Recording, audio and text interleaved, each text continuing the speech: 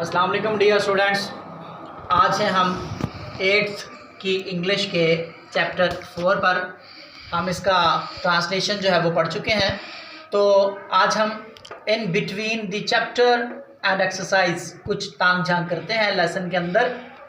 कुछ जो इन बॉक्सेस में क्वेश्चंस दिए हुए हैं उन पर चलते हैं।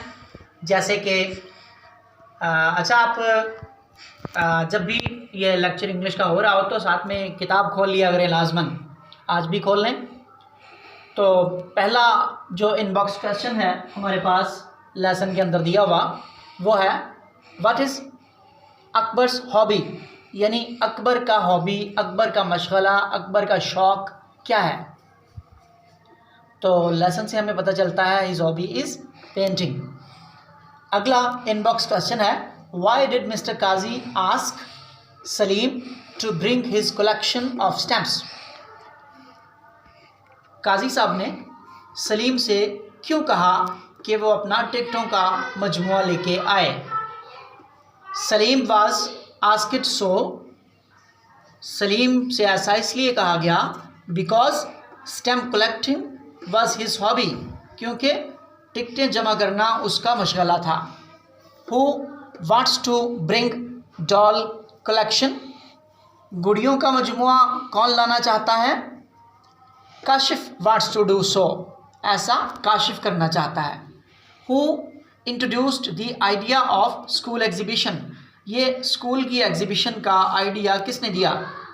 तो हम जानते हैं mister Qazi introduced this idea, कि काजी साहब ने ये आइडिया उनको दिया था जो उस क्लास के इंचार्ज थे। तो ये हैं वो इनबॉक्स क्वेश्चंस जो हमने इस लेसन के अंदर अंदर देखे हैं। तो आइए हम लेसन के एंड पर दी हुई ग्लॉसरी, उसके अल्फाज पर और कुछ और अहम लफ्ज़ों पर चलते हैं। इंग्लिश की मीनिंग आपको बुक में मिल जाएंगे, लेकिन उर्दू के मीनिंग जो है वो यहाँ पर दिए जा रहे हैं। जैसे अप्रिशिएट, पसंद करना। मम का मतलब खामोश, अटर, मुंह से आवाज़ निकालने को कहते हैं, मुराद है बोलना। एग्जीबिशन, नुमाइश। इनवाइट, दावत देना। एक्साइटेड का मतलब है पुरजोश। क्लैप का मतलब ताली बजाना। ऑल सेट नाउ, सब ठीक हो गया है। पेंटिंग्स, तस्वीर यानी तस्वीरें। इट अपीयर्स, ऐसा लगता है।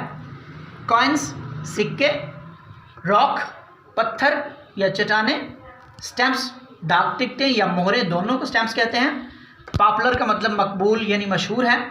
कलेक्शन का मतलब मजमुआ, और प्रोबेबली का मतलब है गालिबन या शायद।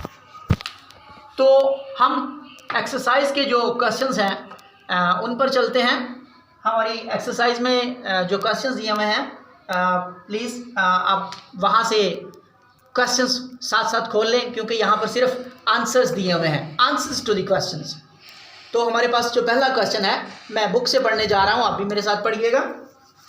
Where did mister Kazi take his class for a trip, यानी मिस्टर काजी अपनी क्लास को ट्रिप के लिए, सैर के लिए कहाँ ले गए। तो जवाब है mister Qazi took his class to an exhibition, Qazi साहब अपनी क्लास को एक नुमाइश में ले गए थे। सेकंड क्वेश्चन पे आइए, दोबारा बुक से पढ़ते हैं। What did mister Qazi ask Akbar, Akbar से काजी साहब ने क्या पूछा। तो जवाब है mister Kazi asked what did you like best in the exhibition, तुमने नुमाइश में सबसे ज़्यादा क्या पसंद किया। तीसरा क्वेश्चन बुक से पढ़ते हैं। What did Akbar like best in the exhibition, Akbar ने नुमाइश में क्या सबसे ज़्यादा पसंद किया। अकबर लाइक्ड पेंटिंग्स, और अकबर ने तस्वीर पसंद की। इसी तरह से चौथा क्वेश्चन, पांचवा क्वेश्चन, छठा क्वेश्चन, सातवां क्वेश्चन सारे बुक से रीड करें, उनके आंसर्स मैं बोल रहा हूँ। यहाँ पर चौथे क्वेश्चन में ये पूछा गया था कि रिजवान को रॉक्स क्यों पसंद आई। तो जवाब है Rizwan liked rocks because it was his hobby, Rizwan को चट्टानें पसंद आई थी, पत्थर पसंद आए थे, क्योंकि ये उसका हॉबी था, उसका मशगला था। तो पाँचवें में पूछा था कि सादिक का हॉबी क्या है। तो Sadiq collects pictures of great leaders, Sadiq अजीम रहनुमाओं की तस्वीरें कलेक्ट करता है, इकट्ठी करता है। फिर पूछा है व्हाट इज़ योर हॉबी, आपने अपना अपना हॉबी लिखना है। जो भी आपका हॉबी है वो आप आंसर में लिख सकते हैं। माई हॉबी इज़, जैसे मैंने गार्डनिंग लिखा, आपका जो भी है आप यहाँ पर इस जगह पर वो हॉबी लिख सकते हैं। 7वें क्वेश्चन में पूछा था कि एग्जीबिशंस क्यों इम्पोर्टेंट है। तो एग्जीबिशंस आर इम्पोर्टेंट, नुमाइशें अहम होती हैं टू गिव अस इंफॉर्मेशन, कि वो हमें मालूमात देती हैं अबाउट मैनी थिंग्स, बहुत सारी चीज़ों के बारे में, एट द सेम प्लेस, एक ही जगह पर। तो ये हम इसी एक्सरसाइज में प्रेजेंट परफेक्ट कंटिन्यूस के बारे में थोड़ा सा तारुफ दिया गया है।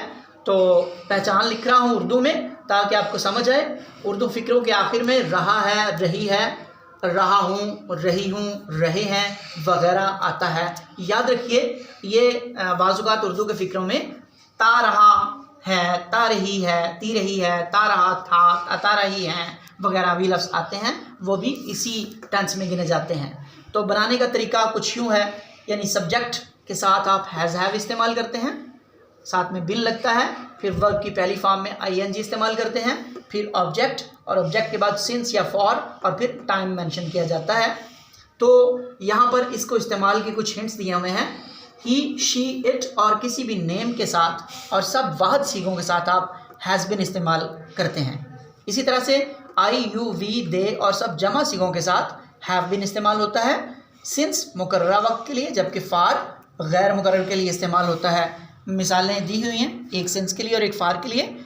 याद रखिए यहाँ पर she has been doing her work since 4 o'clock, जबकि टाइम मुकर्रर था तो हमने सिंस इस्तेमाल किया। और इसी तरह से शी चूँकि सिंगुलर सब्जेक्ट है, वाहिद सीगा है, तो हमने उसके साथ हैज़ इस्तेमाल किया।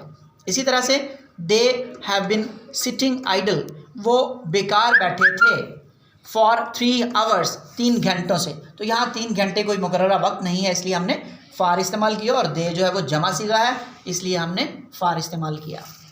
तो जो एक्सरसाइज में फ़िक्रा दिए हुए हैं वो 6 हैं।